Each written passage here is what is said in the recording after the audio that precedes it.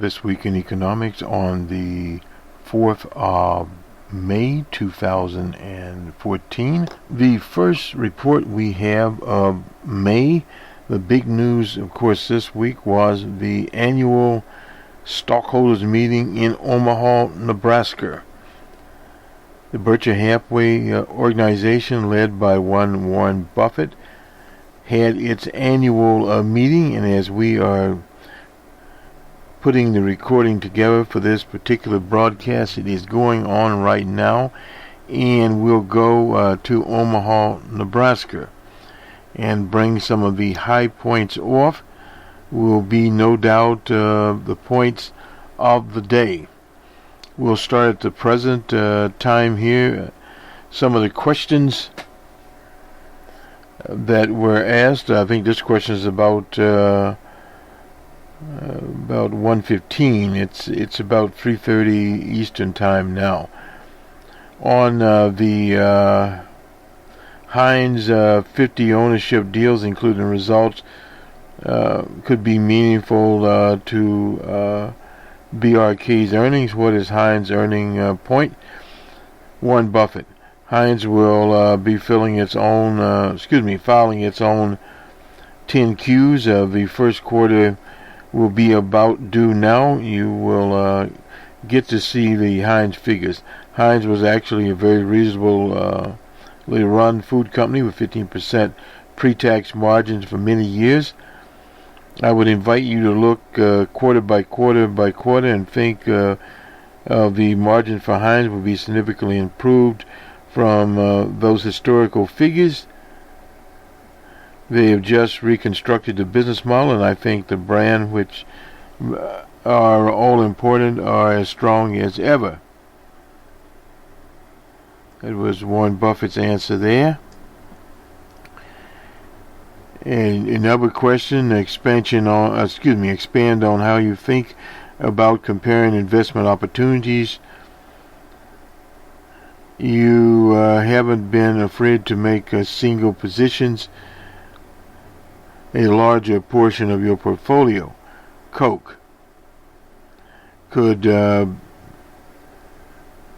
Berkshire-Hathaway achieve its historical returns with a more simple, concentrated portfolio of your favorite names versus a larger, more complex collection of businesses today? Looking back, he spent too much of cash reserves too early in 2009. This is from Warren Buffett. Panic. We did fine on the expenditures we made during the period, but obviously we did not do remotely as well as we would if we'd have kept the powder dry and spent it all at the bottom. Well, obviously didn't know that at the time. Overall, we did reasonably well going through that period, but looking back, the most money would have been made just by buying a bundle of stock. Overall, what we really wanted to do at our present size and scope and the objectives we got from our shareholders, we wanted to buy good businesses with good management and try to buy them over time as we start 2014. We have got a real good group of businesses, and what we're trying to do is to add to them, which is a normal strategy for anyone there. Again, Mr. Buffett continues, I feel the game is still a very vulnerable one. It's still got some juice left in it. Charlie, the private businesses have gotten to be a bigger portfolio of the company compared to stocks. I would guess that will continue. Want you, Buffett? Buffett says, sure. Since being right about business versus stocks, doesn't it show us up quickly? It's a different sort of build-up of value. One is easy to see than the other, but the other is more enduring and does not require going from flower to flower. we move into phase. Charlie, we focused on our past successes in these big positions. I think we have adapted pretty well to change in our circumstances. These men, Charlie is in his 90s, Munger, and Warren Buffett's 83 years old. We see changes in investment. Well, you adapt to it is terribly important. Warren Buffett again felt comfortable buying Wells Fargo. Looking back, wondered if he should have also bought banks with a worse record. Well, the banking business is a very interesting business. There are a lot of insignificant banks that are still moving along, doing the basic business of banks. To Glyco, user-based pricing and how that will affect the automobile insurance industry. How do you think these changes will affect Glyco? Warren Buffett.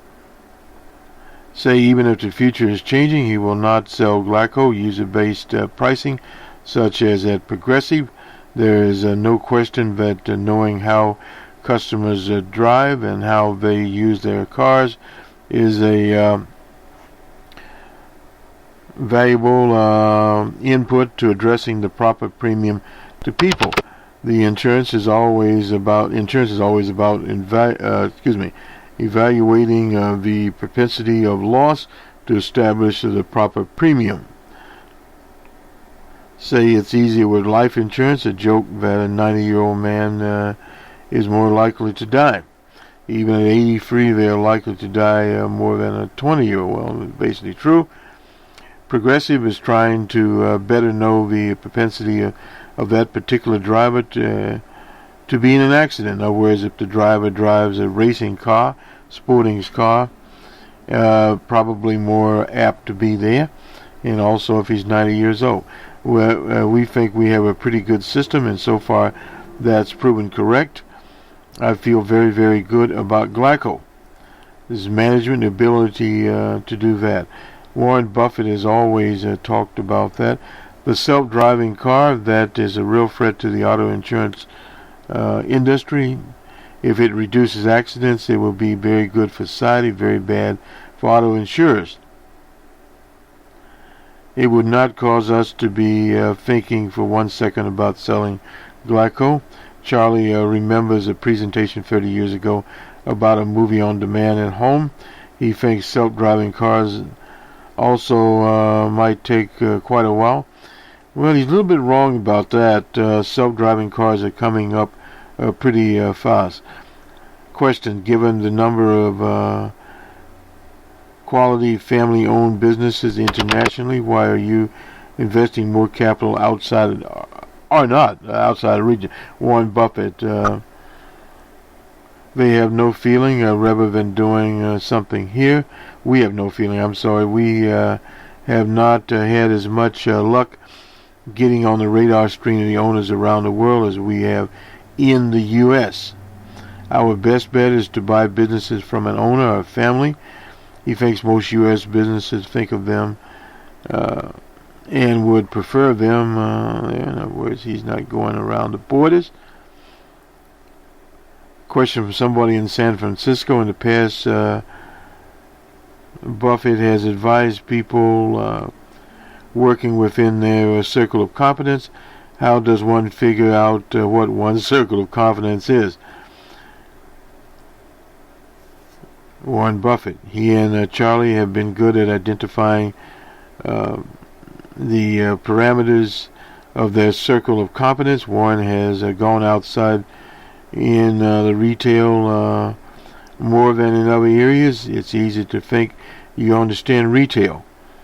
You can say I was outside of my circle of competence when I bought Berkshire-Hathaway to buy control of the company, which we worked out, he noted. I certainly know a number of CEOs who feel that have no idea where their circle of competence is. That's a very important situation.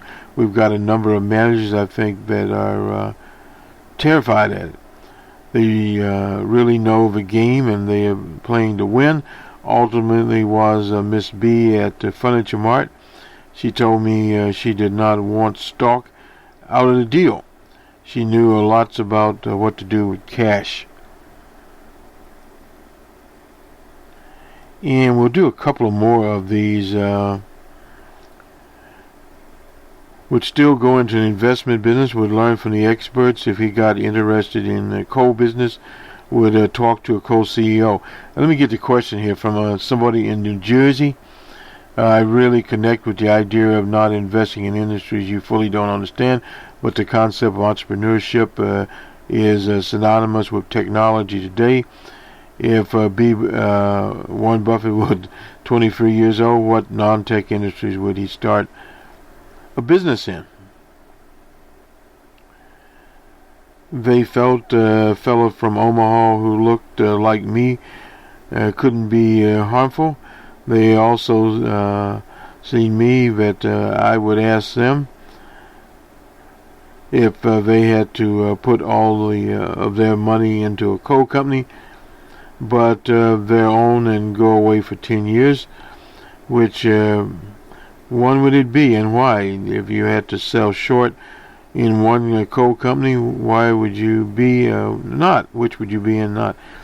You were not going to learn to start another Facebook or Google that way. You have to have a reasonable curiosity.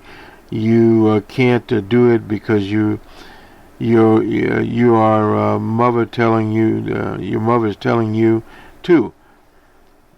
It has to really turn you on. Well, that is true within itself. You can find what fascinates you, and if you're lucky, you'll find it's easy. Well, a little bit more than luck here. We'll move away from these and move on to the economic news of the day. And we'll start here with an article from Reuters. Older workers return, new hires arrive, construction industry.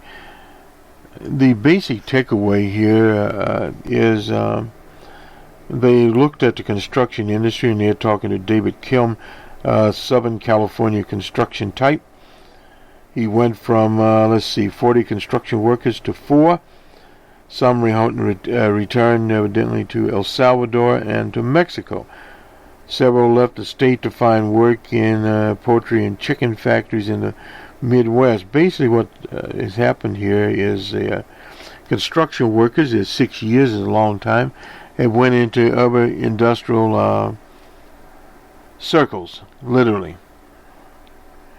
Construction added 32,000 jobs in April, the fourth straight month of gains, which 124 building sites have been created.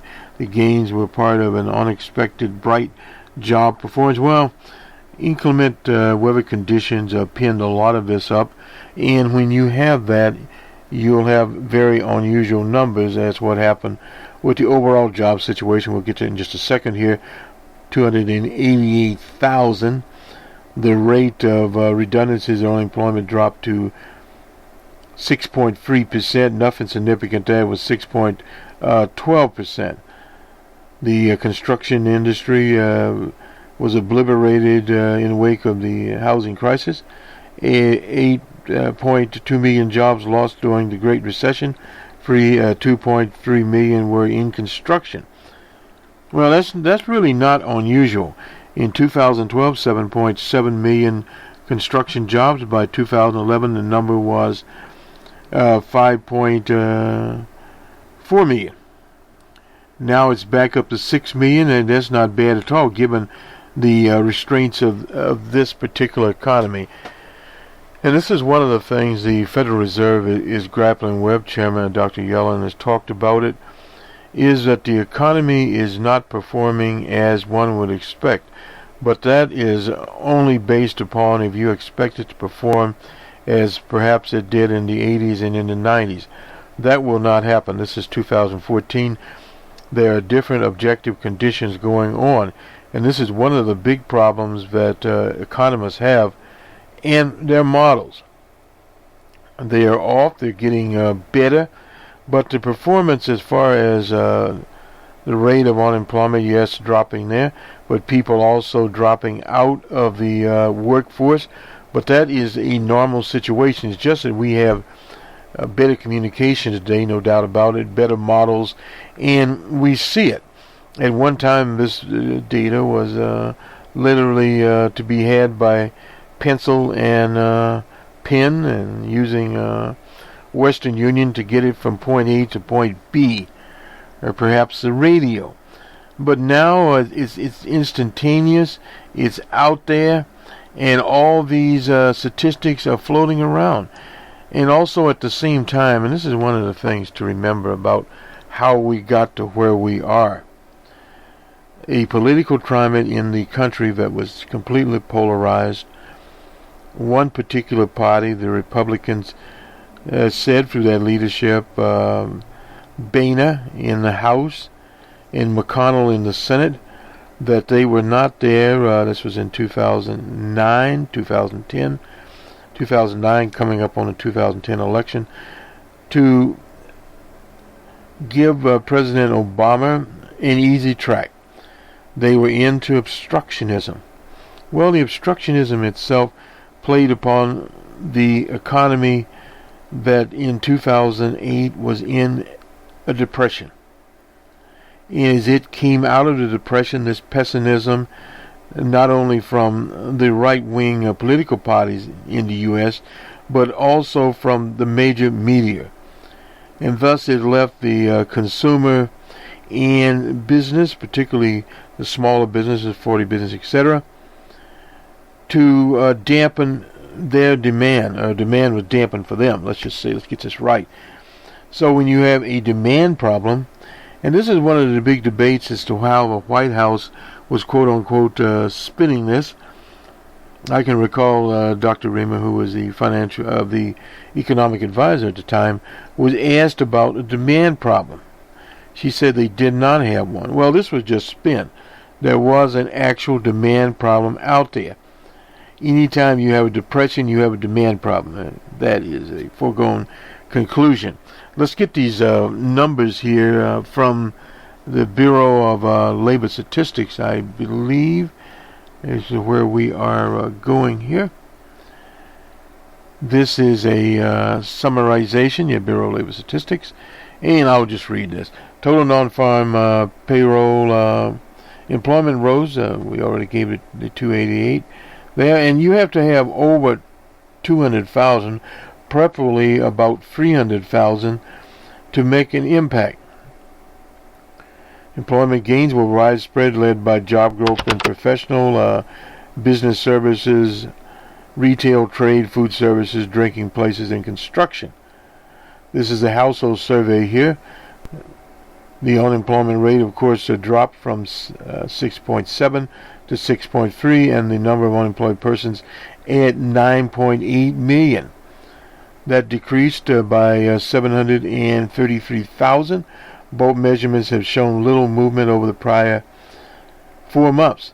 Over the year, the unemployment rate and the number of unemployed persons declined by 1.2 percentage and points and 1.9 million respectively among major worker groups. Unemployment rates declined in April for adult men to 5.9%, adult women 5.7%, which is not shabby. Teenagers still at 19.1, almost 20%.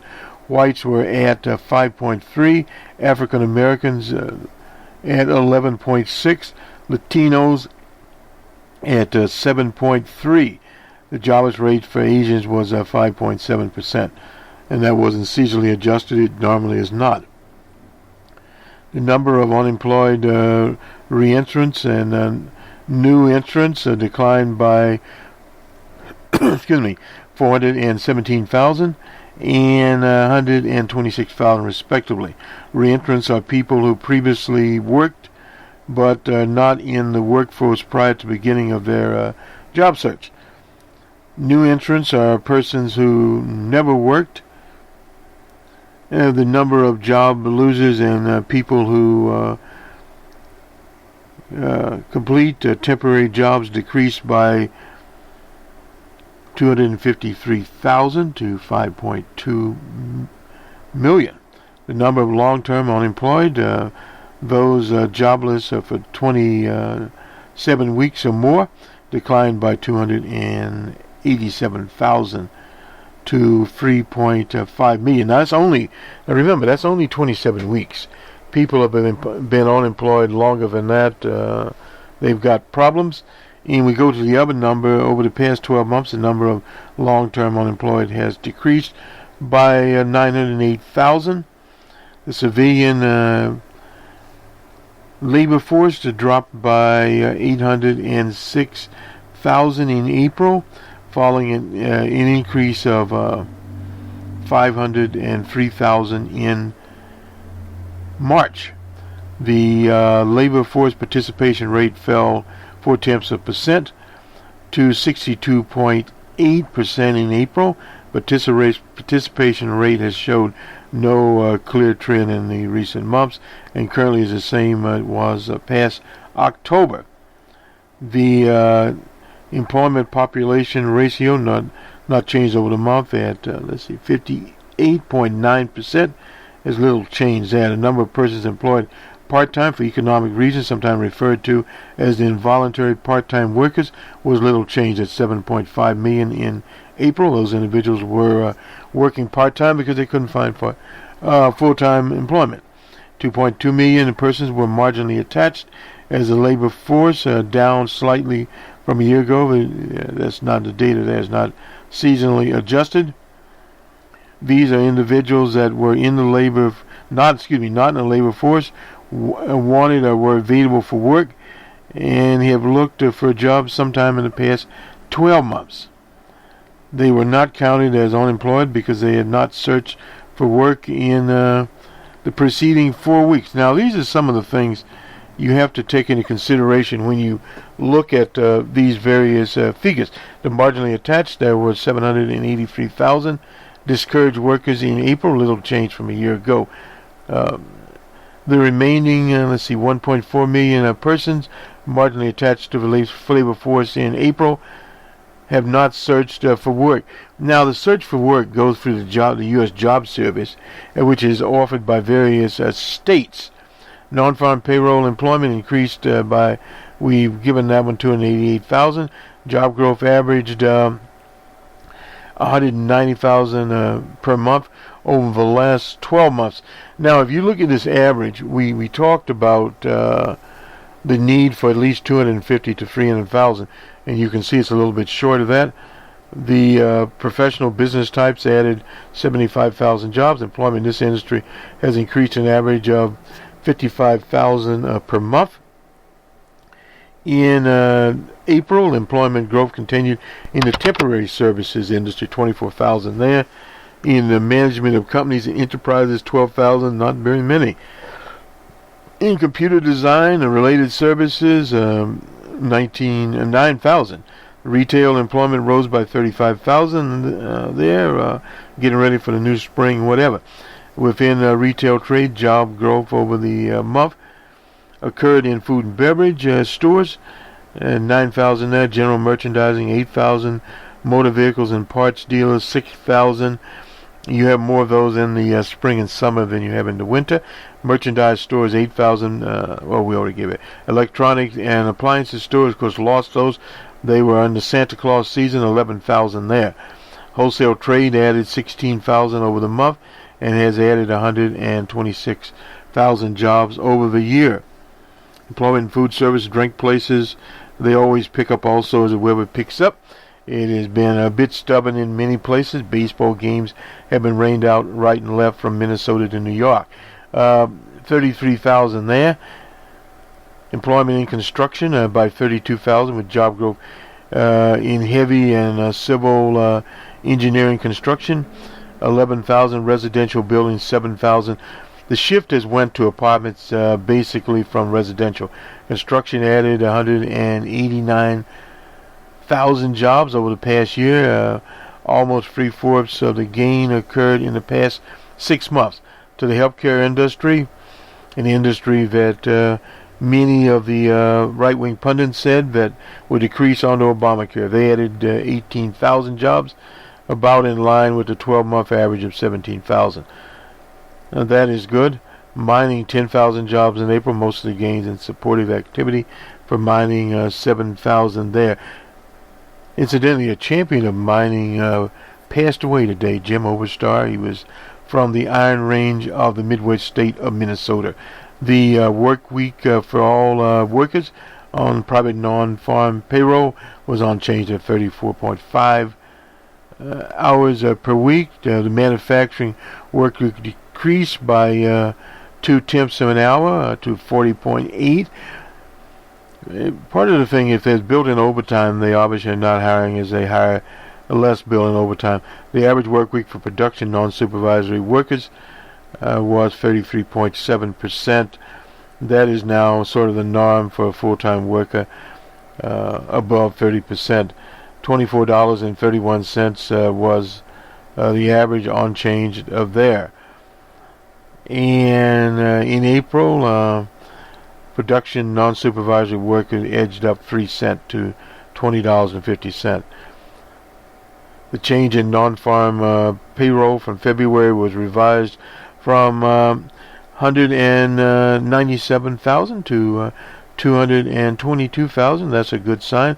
March was revised from 192,000 to 203,000 there. So you have February and March, 36,000. So that in itself is gains. The unemployment situation is getting better. The Fed has moved its bond purchasing down to 45,000, and that will continue down. One of the other debating points here has been when will the Fed start to raise the interest rate? Well, that perhaps will come sooner than later. There. From China, basically good news in growth there. We don't have it up here now. We need to go to, we'll go to a different screen, I believe, and we'll find that. The Chinese growth situation. UK, the unemployment situation improved there. And we'll do the poor in Miami while we're here, working on $11 a day. And basically what's happened is there's always been a building boom there going back to the 20s. But the influx of capital is deepening inequality there. We like to point to this type of situation. Miami has the same economic demographics as Latin America. That is, Pedro Greer is a doctor who worked who has worked for 25 years and got a Medal of Freedom for that. 70% of the families we work with bring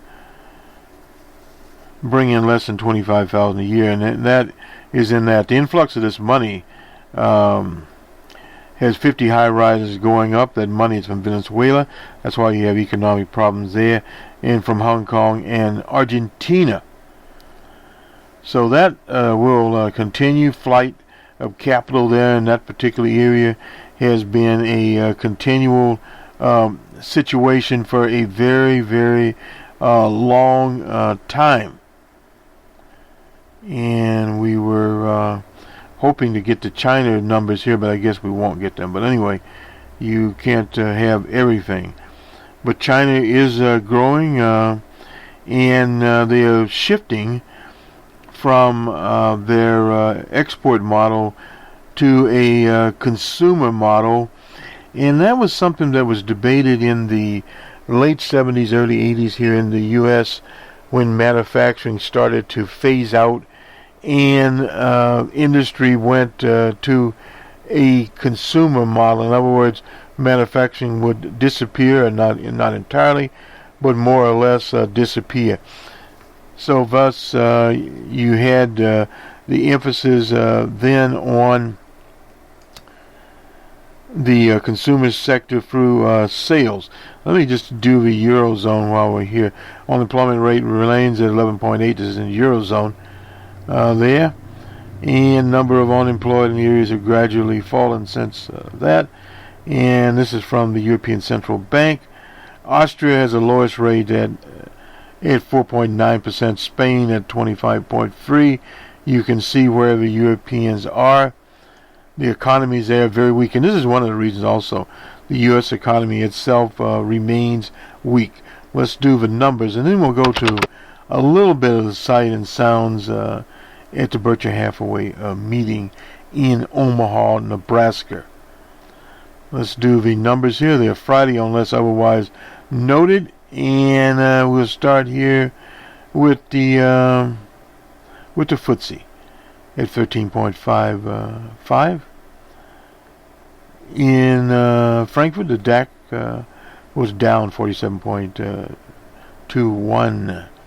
In Paris, they were down 29.22. In Brussels, 10.24. In Madrid, 15.50. In Zurich, down 33.95. In Moscow, with all the sanctions and what have you, they were still at 25.21. In Bombay, down to 84.18. In Karachi, 8.15. In Lahore, 98.37. In Colombo, 24.77. And on Wednesday in Tehran, 207.50. In Sydney, on Friday, 8.40. The Nikkei was down 27.62. The Hang Seng in Hong Kong, 126.70. In Shanghai, they were 6.02. In New York, they were down 45.98. And the Nasdaq was down 3.55. The Merc was down 2.54. And in San Pablo, 1,353.26, and finally in Mexico at 256.39. Those were the markets. So we've given you the market, and we've given you the basic central bankers' take on what is going on. So let's get to commodities to round this out. I think of the various machinations of Warren Buffett and his organization, businesses versus stock market, is pretty much the sentiment of many businesses across the U.S. Brent crude was up 82 cents at 108.58. That is the futures. And on the spot, it was up $1.29 at 808.34. West Texas crude was up 39 cents at $99.53. T-Boone Pickens is jumping for joy today. Remember, $15 a barrel. Oil and gold was down $6.60.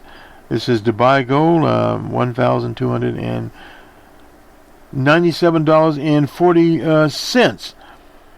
And basically, the other commodities more or less were down. Corn futures down $9.25. Oats down $10.50. Soybeans down 50 cents. Wheat futures were up $9. Need to keep these commodities down. The speculation out of it is and does assist countries that need the assistance. There's no doubt about that. Take one final look at Berkshire-Hathaway as the clock keeps ticking here for us. And let's see, we'll get down to our present time here. Whoops. And stockholders are starting to leave. Maybe only 85% of the seats are filled. That's at around 3 o'clock, 4 o'clock our time. And Charlie Munger, if the numbers you cite came from declining department store, we wouldn't hate it, but a utility, we have such confidence that the money we invest is going to do well. And the this is Mid-American Energy there. And the audience giggles. The questioner does a lot of math, then asks, why are we allocating capital to business that in its best years generate a return of tangible assets of less than 1%? Warren Buffett. You were doing great until you got to the return on tangible assets. We love the math that you described as long as we're going to get the return on additional capital investment. As long as we are treated fairly by the regulators in states where we operate, we get returns on that. The measurement on operating earnings after depreciation. So with that, we'll end it. For those in business, have a productive next week. For the consumer, keep your eye on the prize. Incidentally, with the Burlington-Norman Rail enterprise, Berkshire-Hathaway is buying new locomotives, etc., which will bring about jobs, and hopefully they'll stop falling off the track. There are mass delays in states that the locomotives have to pass through there.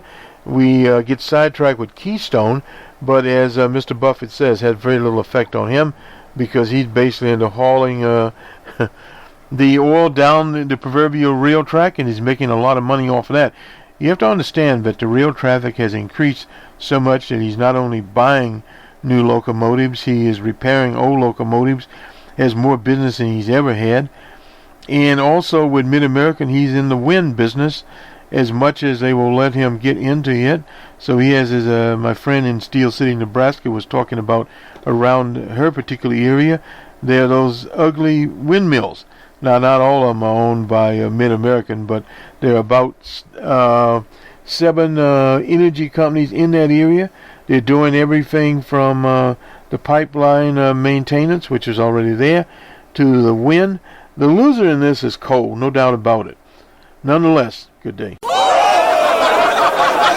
the way I would do it. Turn out the camera. Oh, no, spectators. Call me. Where are you? He's got a lot of money.